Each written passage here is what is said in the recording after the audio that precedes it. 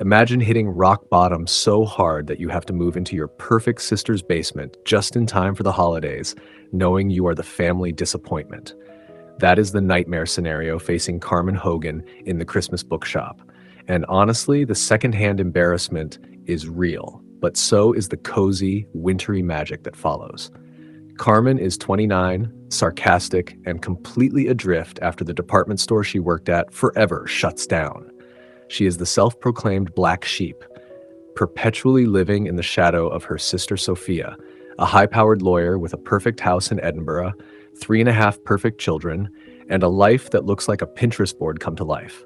When their mom basically guilt trips Carmen into moving to Scotland to help Sophia and take a temp job at a failing bookstore owned by a client, Carmen expects pure misery.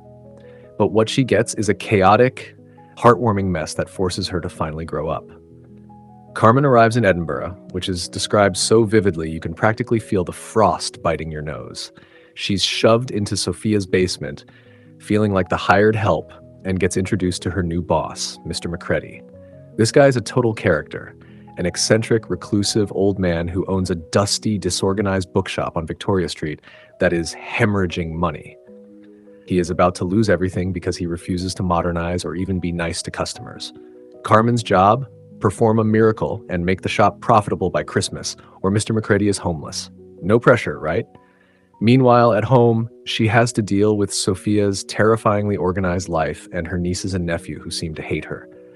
There is Phoebe, the youngest, who is obsessed with morbid things, Pippa, who is a mini adult, and Jack, who just throws stuff. Oh, and let's not forget Skylar, the world's most annoying, perfect, yoga-obsessed nanny who makes Carmen feel like a troll living under a bridge. Things get spicy when two very different men enter the chat. First, there is Blair Fenning, a famous self-help author who is in town for a signing. He is rich, handsome, and flashes a $1 million smile, but red flag alert, he is actually a total narcissist who treats people like props. Carmen, desperate for a win and validation, kind of falls for his shtick because he represents the successful life she thinks she wants. Then there is Oke.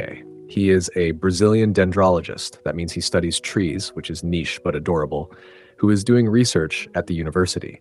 He is kind, deeply intellectual, and sees Carmen for who she really is, not who she's pretending to be. He is essentially a human hug, but Carmen, in classic self-sabotage mode, assumes he is out of her league and dating a girl named Dahlia from the local coffee shop. Carmen starts working her retail magic, transforming the dusty shop into a Christmas wonderland. She sets up a vintage train set in the window that belonged to Mr. McCready's childhood, which becomes a massive hit. She organizes a signing for Blair, which brings in huge crowds, even though Blair acts like a diva the whole time. But the real emotional gut punch comes from Mr. McCready's backstory.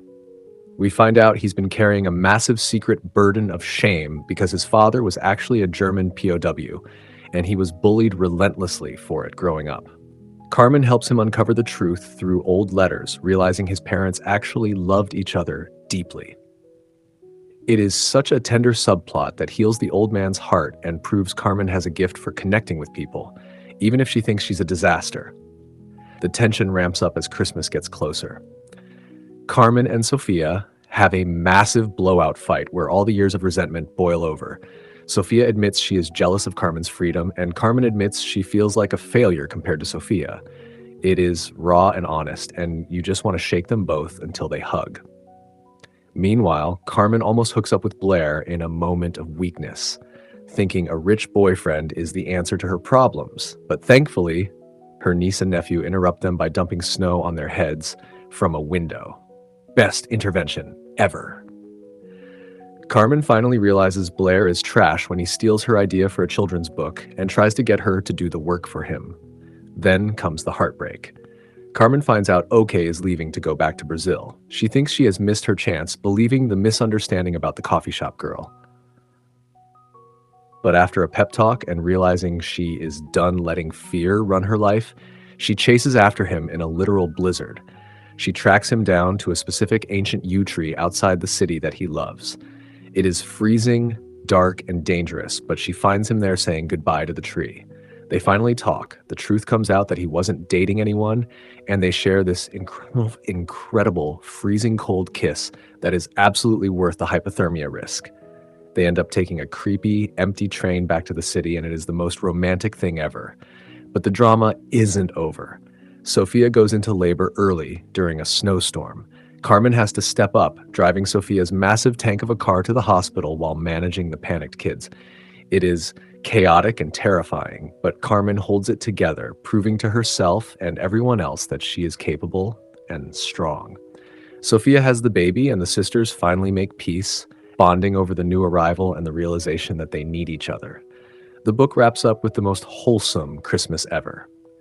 The bookshop is saved, Mr. McCready is happy and plans to visit his newfound relatives, and Carmen decides to stay in Edinburgh. She realizes she's found her place, her career, and her person in OK. It is the ultimate glow-up, not just externally, but internally.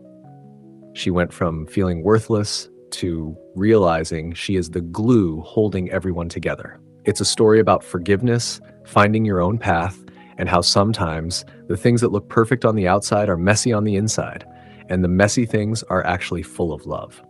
This book is the perfect reminder that it is never too late to rewrite your own story, even if you have to sleep in a basement to do it. If you are a sucker for snowy Scottish settings, enemies to lovers vibes, and complicated sister dynamics, you have to pick this one up. What do you think? Would you have chosen the flashy rich guy or the tree nerd? Let me know in the comments, and don't forget to like and subscribe for more deep dives into stories that give us all the feels.